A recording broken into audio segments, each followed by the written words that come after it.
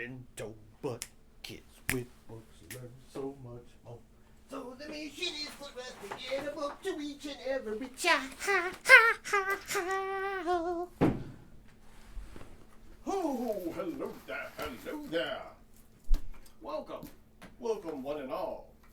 It's your beloved host, Professor Victor Singingeagle here at Sisseton, Wahpeton College, sitting in my office. Got some books. Alright. So, I'm going to open them up. And, well, let's just do the book unboxing thing. You know the tradition. So, here we go. Oh, boy. Professor Lee's going to have a fit. But, you know, this is the nature of the beast. You marry a bookworm, you get a bookworm. What do we got here? Open it. Oh boy. Let's see what it is. This, of course, being Native American literature class here at Sisseton Wahpeton College. It is appropriate that the books are Native American literature. Gary Hobson, The Remembered Earth. Oh, goody gumdrops. An anthology of contemporary Native American literature. Oh, the editor, edited by Gary Hobson. Oh, lovely. We got poems by Morris Kenny. What else do we have here? Ooh. Oh, goody. Drawings. Home for Rick. Wow, this is like a really old book. I wonder what year this was published. Let's have a quick look. The Remembered Earth was published in, of course it would help if I put my glasses on, University of New Mexico Press. Published 1979. I was just a little itty bitty thing.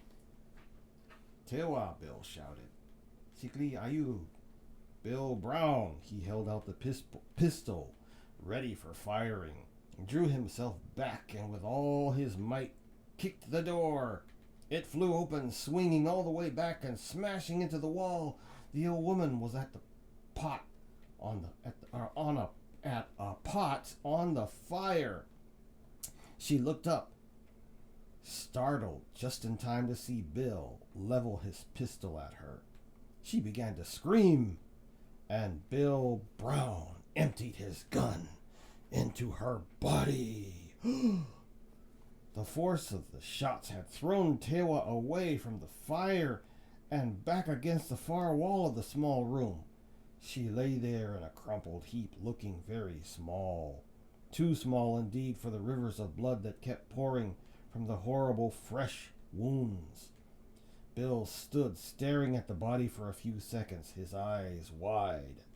Finally, he took 2 long and hurried steps to the fireplace and, shifting the empty pistol from his left hand, seized with his right hand the cold end of a flaming hickory faggot from the fire. He raced about the room, touching flame to anything that would catch fire quickly. The drab and dirty curtains on the windows, the worn tablecloth, the bedclothes. Then he hesitated, flames all about him, and stepped to the center of the room. He looked again at the old woman's body. The flames began to crackle. Bill tossed the burning hickory on top of the body and watched until the ragged dress which covered it had begun to smolder. Then he turned and ran from the cabin. He ran across the field, across the road, and sat down beneath a tree, where he stayed to watch until the cabin had burned to the ground. Ooh, what is this? The Witch of Going Snake by Robert J. Conley. I wonder what tribe he is. It doesn't say. Ooh, there's poems. Ooh, The Sacred Hoop, a contemporary Indian perspective on Indian literature. This is probably Polygon Allen. What do I want to say? It's probably a excerpt. It looks like something Paula Gunn Allen would have written. It doesn't say who the author is.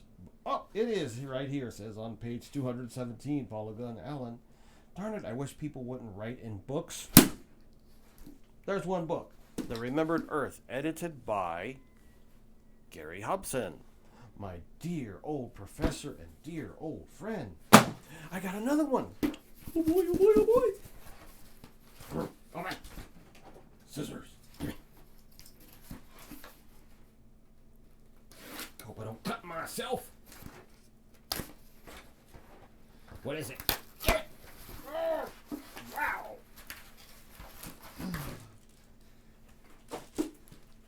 Chief Buffalo Child. Chief Buffalo Child? Well, let's look at it.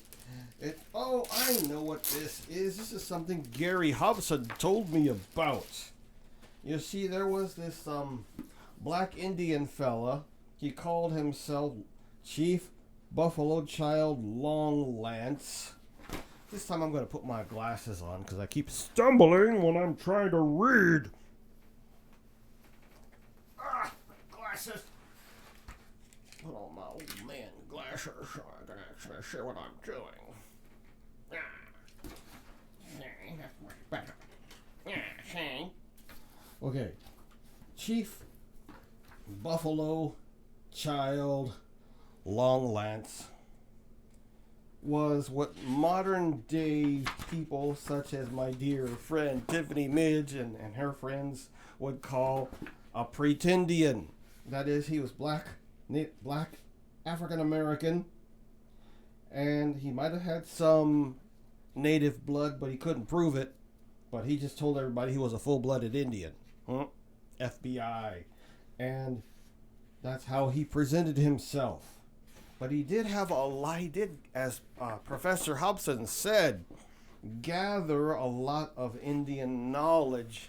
He was a wealth of information from his respective tribe. I believe he said he was Blackfoot. It says right here, the famous Horn Society of the Blackfeet at Gleichen, Alberta.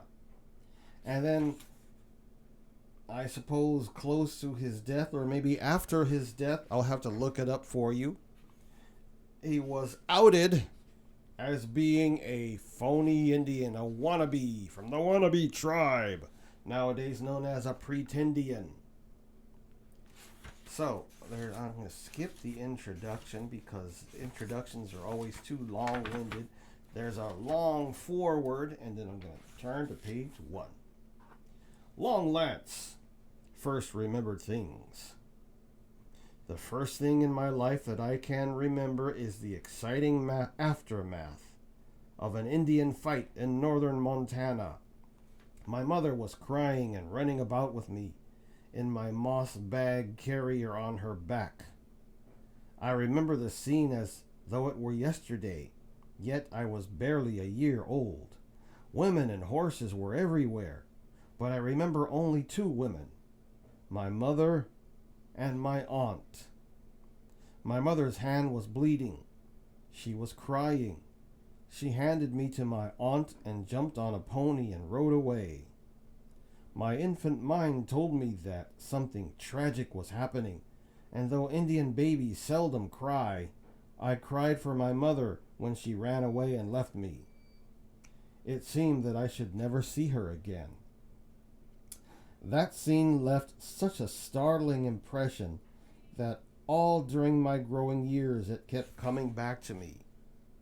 I wondered what it was and where I had seen that strange panorama, or whether I had ever seen it at all or not, whether it was just a dream.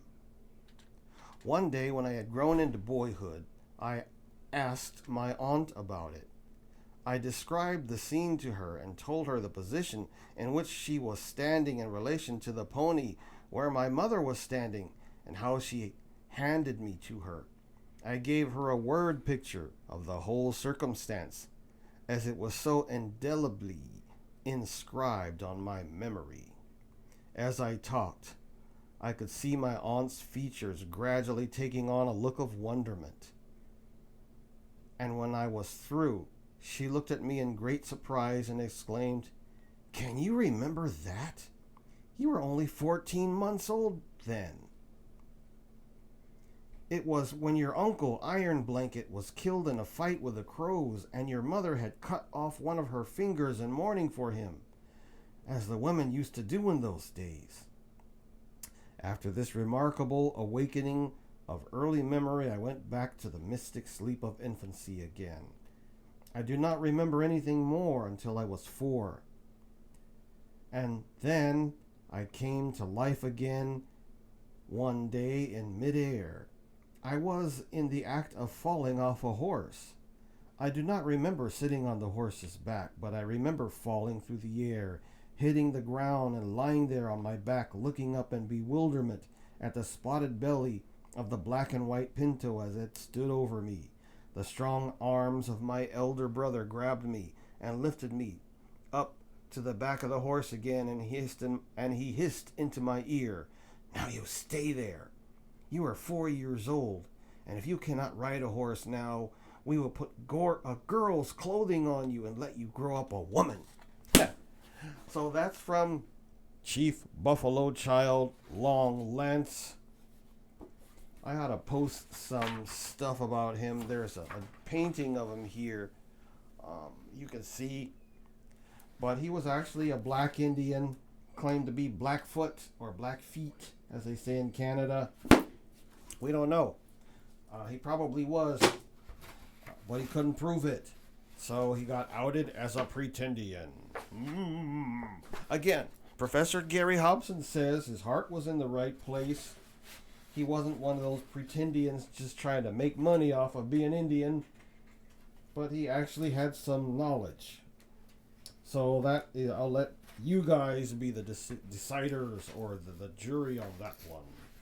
Then I got this last book. Oh boy, oh boy, oh boy, oh boy, oh boy, oh boy. What is it?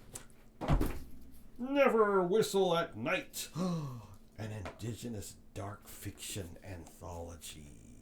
Ooh, just in time for All Hallows Eve. Right on. Edited by Shane Hawk and Theodore C. Van Alst Jr. National bestseller. Introduction by Stephen Graham Jones. Never Whistle at Night. The combination of folklore and the travails of contemporary life is potent, hard edge, and dread-inducing. Never Whistle at Night showcases major horror talent.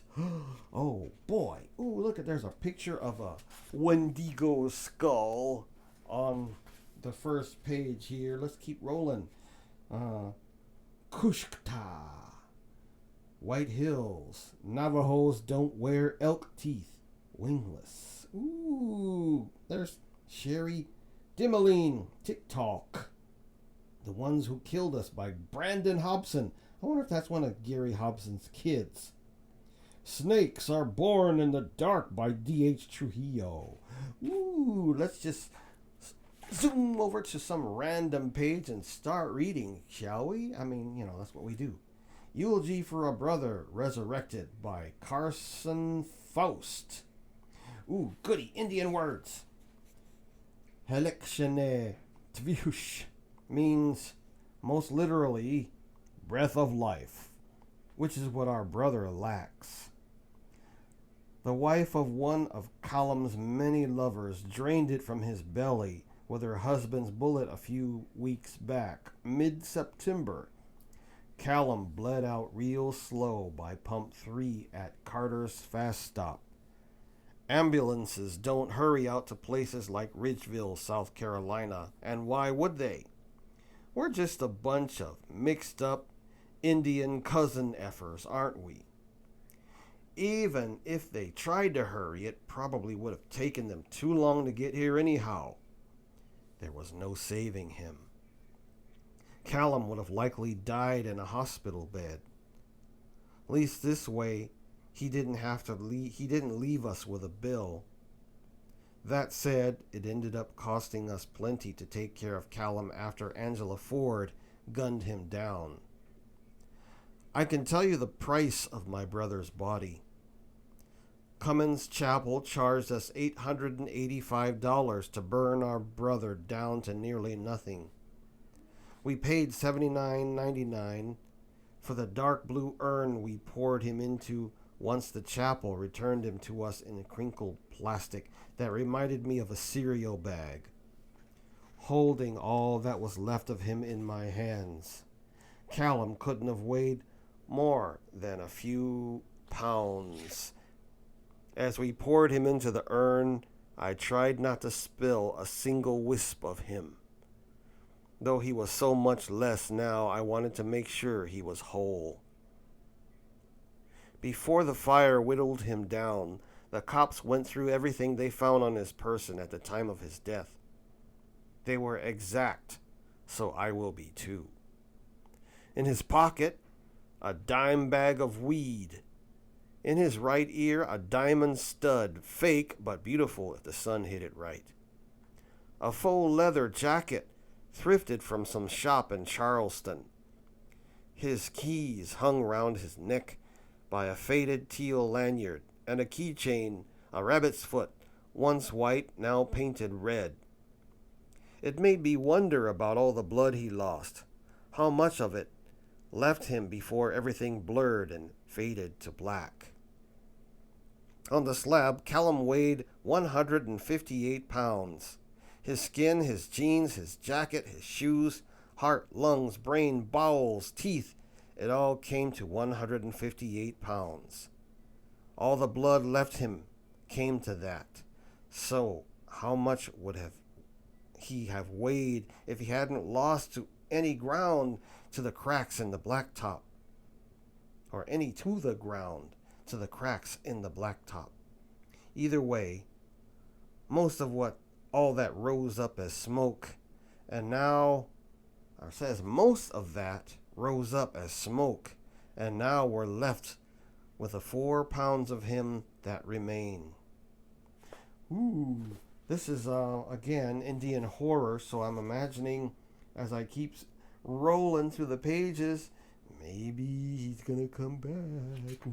Ooh, perfect. Halloween, never whistle at night. By the way, up in Canada, we have a tradition of, when the northern lights, I don't know if you guys have ever seen them, but they're beautiful. And they're so eerie, there's green and blue, mostly up in Canada. If you go up further, because I lived in Prince Albert, Saskatchewan, if you go farther north, you can get the cool pinks and purples in addition to that. This is the Aurora Borealis, the northern lights. The Indians, we Indians will be very careful not to whistle at the Aurora, because there's supposed to be spirits up there. And if you whistle at them, they'll come down and get you.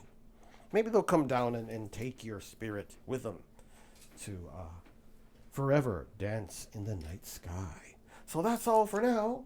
I just wanted to share that with you.